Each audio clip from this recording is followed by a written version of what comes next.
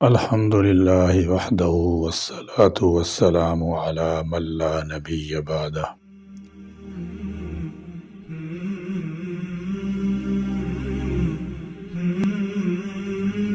قرآن کریم باری تعالیٰ کا کلام ہے۔ رسول اللہ صلی اللہ تعالی علیہ وسلم کا سب سے بڑا معجزہ کتاب ہدایت اور دستور حیات ہے۔ حضرت شاہ ولی اللہ محدث دہلوی رحمۃ اللہ تعالی علیہ فرماتے ہیں، قرآن ہر زمانہ کی کتاب ہے۔ اس کے الفاظ کے ساتھ معانی کا تحفظ کا ذمہ قدرت خداوندی نے لیا ہے۔ ہم نے ہی قرآن نازل کی ہے اور ہم ہی اس کے محافظ ہیں۔ یہی وجہ ہے کہ صدیوں بعد بھی کسی لفظ اور کسی حرکت میں ذرا کمی بیشی واقع نہیں ہوئی، اور ہمارا عقیدہ ہے کہ تا صبح قیامت قرآن یوں ہی محفوظ رہے گا، کیونکہ قرآن نہ صرف مذہبی کتاب ہے بلکہ پوری انسانیت کے لیے قانون زندگی ہے۔ وہ مقدس اور عظمت و ہیبت والا کلام ہے۔ حضرت اکرمہ رضی اللہ تعالی عنہ جب تلاوت شروع کرتے تو بے ہوش ہو کر گر جاتے اور بے ساختہ ان کی زبان پر جاری ہوتا، ھذا کلام ربی، ھذا کلام ربی، یہ میرے رب کا کلام ہے، یہ میرے رب کا کلام ہے۔ در حقیقت یہ سب رب العالمین کے فرمودات ہیں۔ قرآن کا شغل سب سے مقدس اور اس کی تلاوت باعث ثواب ہے، طہارت باطنی اور تزکیہ قلب کا بہترین سامان ہے۔ تعلیم قرآن کے نزول کے وقت مکہ مکرمہ میں پڑھے لکھے بہت کم تھے۔ قرآن جس قدر نازل ہوتا مسلمان اس کو یاد کرنے کا اہتمام کرتے تھے۔ چنانچہ عہد نبوت سے اب تک امت نے ہر دور میں تعلیم قرآن پر توجہ دی ہے، اور جس طرح اس کے الفاظ کا فہم حاصل کیا، اسی طرح اس کے معانی کی بھی مکمل تصحیح کی فکر رکھی ہے۔ قرآن کریم کے تعلیم و تعلم کے سلسلے میں جناب رسول اللہ صلی اللہ تعالی علیہ وسلم کا ارشاد ہے، خیرکم من تعلم القرآن وعلمہ، تم میں سب سے بہتر وہ شخص ہے جو قرآن سیکھے اور سکھائے۔ اس حدیث کے ذیل میں شیخ الحدیث مولانا محمد زکریا رحمہ اللہ تعالی نے لکھا ہے، کلام پاک چونکہ اصل دین ہے، اس کی بقا و اشاعت ہی پر دین کا مدار ہے، اس لیے اس کی سیکھنے اور سکھانے کا افضل ہونا ظاہر ہے۔ اس کا کمال درجہ یہ ہے کہ مطالب مقاصد سمیت سیکھے، اور ادنا درجہ اس کا یہ ہے کہ فقط الفاظ سیکھے۔ تلاوت قرآن کریم انسانی ضابطہ ہے کہ جو شاید جتنی اہم اور قابل عظمت ہوتی ہے، اس کے آداب و حقوق بھی اسی قدر زیادہ ہوتے ہیں۔ اس کی شان کے مطابق اس کا پاس و لحاظ بھی لازم ہوتا ہے۔ اس میں کسی قسم میں ادنا غفلت اس کے حقوق سے ادنا لاپرواہی بڑی محرومی کا سبب بن سکتی ہے، اور قرآن مجید جب کلام الہی ہے تو اس کے مقام و مرتبہ کا اندازہ انسانی وسعت سے خارج ہے، لہذا اس کتاب مبین کے حقوق و مراتب کی مکمل ادائیگی عامت الناس کی سکت سے باہر ہے۔ البتہ اس کے بہت سے ظاہری و باطنی آداب حقوق ہیں جس کی رعایت اس مقدس کتاب سے استفادے کو آسان بنا دے گی، اور جبکہ یہ محبوب کا کلام ہے اور ہر عاشق مضطر کو اس سے زیادہ کس بات میں خوشی ہوگی کہ محبوب کے کلام سے شغل حاصل ہو جائے، اس سے سرگوشی کی سعادت نصیب ہو جائے، اور محبوب بھی ایسا قدردان کہ سب سے زیادہ توجہ سے کلام کو سنتا ہے۔ نبی اکرم صلی اللہ تعالی علیہ وسلم کا ارشاد ہے، حق تعالی شانہ قرآن پڑھنے والے کی آواز کی طرف اس شخص سے زیادہ کان لگاتے ہیں جو گانے والی بانجی سے اپنا گانا سن رہا ہو۔ تلاوت قرآن کے سلسلے میں پہلا حق یہ ہے کہ خوش لہلانی سے پڑھے، عربی لہجہ میں پڑھنے کی کوشش کرے، گانے کی شکل پیدا نہ ہو، خوب بنا سنوار کر مکمل دلچسپی سے پڑھے، کیونکہ نظم قرآن کی عمدگی اور آیات قرآنی کا لسانی انداز بیان لامحالہ طبیل پر اثر انداز ہوتا ہے۔ حدیث رسول صلی اللہ تعالی علیہ وسلم ارشاد ہے، قرآن کو عرب کے لہجے اور ان کی آواز میں پڑھو۔ ایک اور روایت میں ارشاد ہے، اچھی آواز سے قرآن کو پڑھا کرو، اس لیے کہ اچھی آواز قرآن کے حسن کو بڑھا دیتی ہے۔ اور چونکہ قرآن حکیم جس زبان عربی میں نازل ہوا ہے وہ دنیا کے سب سے قدیم اور وسیع زبان ہے، اس کے الفاظ اور حروف میں بڑی نزاکت ہے، بلکہ کسی قدر تکلف بھی ہے، اور سنجیدہ و سلیم طبیعت اور پاکیزہ ذوق کی حامل ہے، اس لیے اس کی نزاکت کا تحمل بہت آسان نہیں۔ اس کے الفاظ و کلمات کو صحیح طور پر ادا کرنا غیر اہل زبان کے لیے مستقل ریاضت اور مشق کا متقاضی ہے۔ لہذا تلاوت قرآن میں حروف کی مکمل ادائیگی، ہر لفظ کا درست تلفظ، کلمات کی رخوت و شدت کا خیال، تجوید کے ضروری قواعد، مخارج صفات کی رعایت ازحد ضروری ہے۔ چنانچہ حضرت ام سلمہ رضی اللہ تعالی عنہا سے کسی نے پوچھا کہ حضور اکرم صلی اللہ تعالی وسلم کلام شریف کس طرح پڑھتے تھے؟ انہوں نے کہا سب حرکتوں، زبر، زیر، پیش وغیرہ کو پورا نکالتے تھے اور ایک ایک حرف الگ الگ ظاہر ہوتا تھا۔ صحیح قرآن کی اہمیت کتاب اللہ اور سنت رسول اللہ صلی اللہ تعالی وسلم سے بڑا استفادہ یا اس سے متعلق یا ان سے ماخذ جن علوم کی ترتیب عمل میں آئی، ان میں ایک اہم فن علم و تجوید و قرات ہے، اور یہ فن اس اعتبار سے بھی معتم بالشان ہے اور قابل عظمت ہو گیا ہے کہ اس کا تعلق بلا واسطہ الفاظ و کلمات قرآن سے ہے۔ علوم اسلامیہ میں اس علم کو کافی اہمیت حاصل رہی ہے۔ قرون اولیٰ سے اب تک اس علم کی خدمت کرنے والے اور اس کو پروان چڑھانے والے ہر دور میں رہے اور ساری امت کی جانب سے اس فرض کی کفایت فرماتے رہے اور عامۃ المسلمین کو اس بات کی تلقین اور تبلیغ کرتے رہے کہ بحیثیت مسلم ممکن حد تک اس فریضہ کو انجام دیتے رہیں۔ تصحیح قرآن کی ضرورت۔ تجوید کا لغوی معنی تحسین اور عمدگی ہے اور ترتیل کے معنی ہے ٹھہر ٹھہر کر پڑھنا۔ اہل اصول کے یہاں فن تجوید کا حاصل یہ ہے قرآن کریم جس طرح حضور اکرم صلی اللہ تعالی علیہ وسلم پر نازل ہوا، جس طرح آپ صلی اللہ تعالی علیہ وسلم نے صحابہ کرام رضی اللہ تعالی عنہم کو پڑھ کر سنایا، جس کی ادائیگی اور نہج سے اس کی تلاوت فرمائی، اور جس طریقے پر صحابہ کرام رضی اللہ تعالی عنہم نے آپ صلی اللہ تعالی علیہ وسلم سے سیکھ کر اس کو پڑھا، اور یوں قرآن آپ سے منقول ہو کر صحابہ کرام رضی اللہ تعالی عنہم کے واسطے سے ساری دنیا میں نسل در نسل تواتر و تسلسل کے ساتھ پڑھا جا رہا ہے۔ اسی انداز قرات کا نام فن تجوید ہے، اور زبان مبارک صلی اللہ تعالی علیہ وسلم سے صادر اسی کیفیت مخصوصہ کو اختیار کرنا اور بقدر استطاعت اس نہج پر تلاوت کرنا فرض عین ہے۔ ارشاد باری تعالیٰ ہے اور قرآن کو ٹھہر ٹھہر کر صاف صاف عمدہ طریقے پر پڑھو۔ علی رضی اللہ تعالی عنہ نے ترتیل کی تفسیر تجوید حروف اور معرفت وقوف سے کی ہے۔ یہ ارشاد باری تعالیٰ ہے جن لوگوں کو ہم نے کتاب دی ہے وہ اس کی تلاوت کرتے ہیں جیسے کہ اس کی تلاوت کا حق ہے،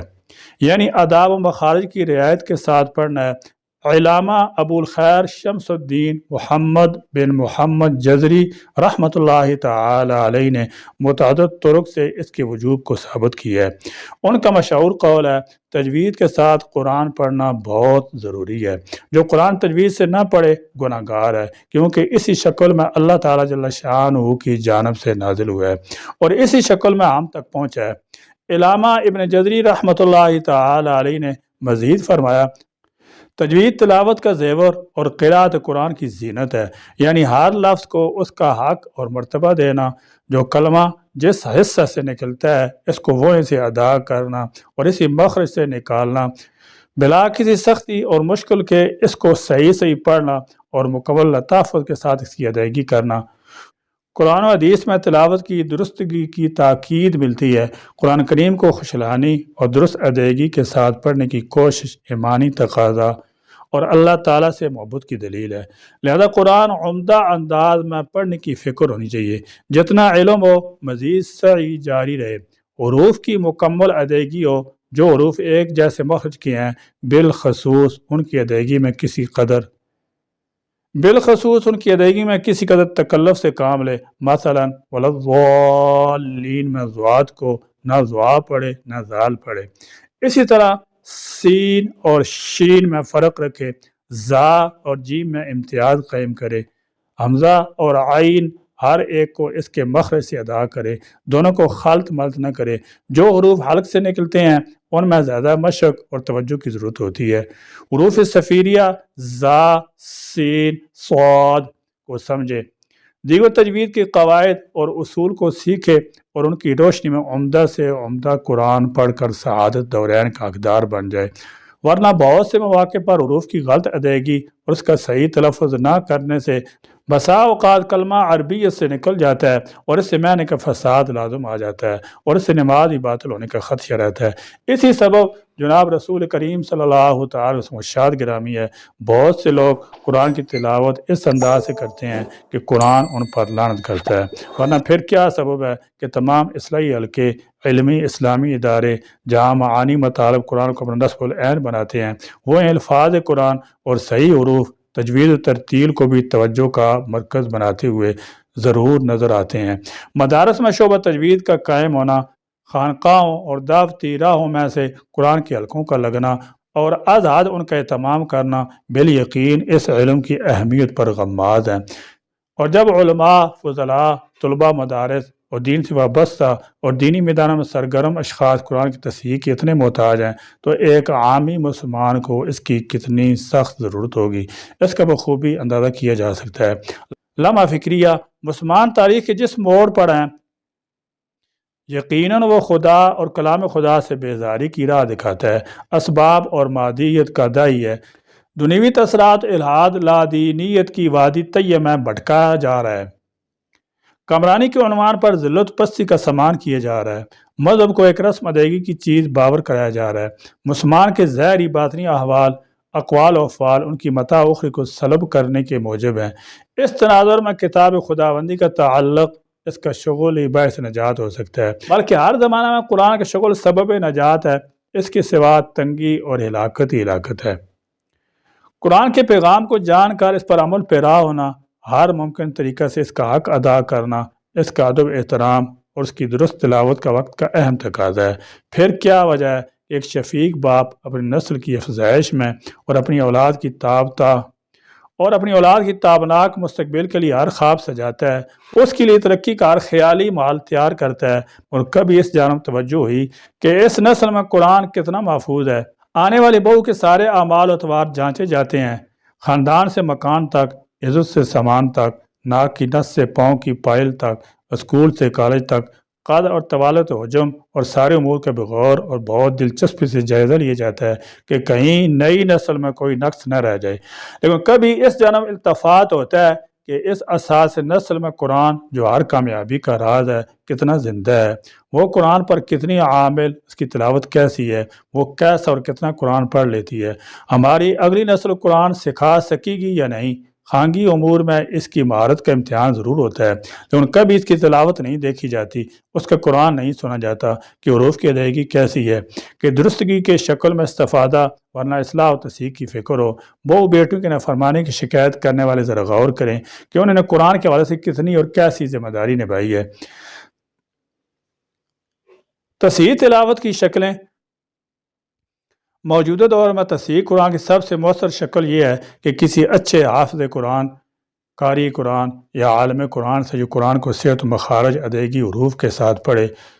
جو قرآن درست پڑھتا ہو اس سے حروف اور تلفظ کی تصحیح کی جائے۔ قرآن کی صحیح تلاوت اور حروف کی صحیح ادائیگی انتہائی آسان ہے۔ اگر اردو زبان پر گرفت ہو تو علماء اور قراء کرام نے سہل اور عوامی انداز میں تجوید اور مخارج کتابیں لکھی ہیں جن سے بہت آسانی سے استفادہ کر کے حروف کی تصحیح ممکن ہے۔ مختلف علاقوں میں تصحیح قرآن کے حلقے، مکاتب قرآنیہ قائم ہیں، ان سے مربوط ہو کر اس اہم ذمہ داری سے سبکدوشی ہو سکتی ہے۔